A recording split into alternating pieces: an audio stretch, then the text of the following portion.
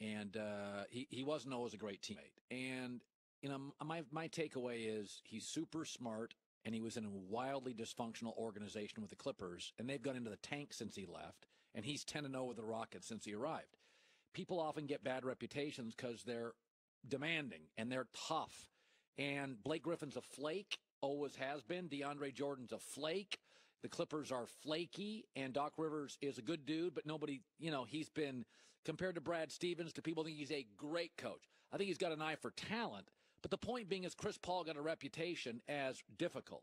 Well, not only judge somebody by what they do when they arrive somewhere, but what happens when they leave. When Jim Harbaugh left the 49ers, they've won 10 games total since he left.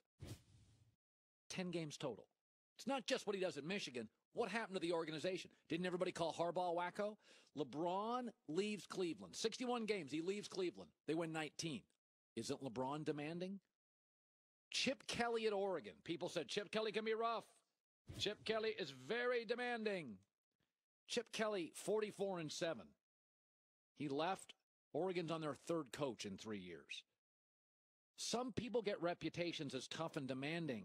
It's called standards. And when you work with flakes and people who are historically goofy or average, you got to sometimes be rough. LeBron was tough in Cleveland.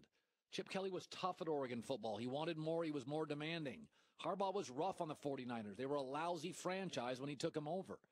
Chris Paul was leading a kind of flaky organization. He was a pain in the rear. Look at him since he's left, and look at what he's done in Houston. That leads me to the LeBron rumor. Sam Amick, USA Today NBA guy, very good. We bring him on the show. Says, do the Houston Rockets have a shot at LeBron James in free agency? And he lays it out, and he said, it's not outlandish.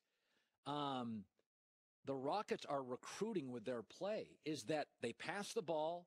They don't ask for a ton of minutes from anybody. Harden and Chris Paul are smart guys who Chris Paul now is, you know, he'll start the game with Harden, he'll finish it, but they're not always on the court at the same time.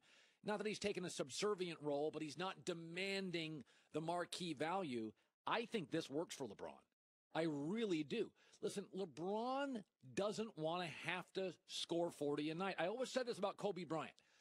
When Kobe Bryant lost Shaq between he and Pau Gasol, Kobe wants to score 25, but Kobe doesn't want to drive to the arena at Staples at the end of his career knowing he has to drop 37 to win. LeBron wants to drive to the arena knowing I can score 21 tonight and win. I don't want to have to score 38 and be perfect and win. And that's what LeBron has to do most of the time. And so this works. He knows Chris Paul. Christine told me about an hour ago they're friendly. Oh, definitely. They used to go to dinner together whenever the Clippers would play the Cavs, and I know that the Clipper players were upset about it. Like, why is Chris leaving us to go to dinner with the opposing team? Right. And so this one really works for me. And for the record, I've talked to a lot of NBA guys through the years. I'm sure you have. They like playing in Houston. It's a winter league. It's a fairly warm weather, no state tax, nice urban environment. You can have fun. A lot of pro athletes down there.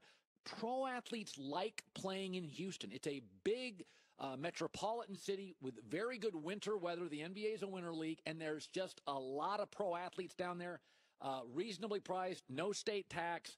Dude, and I'll tell you, big strip club, what, John?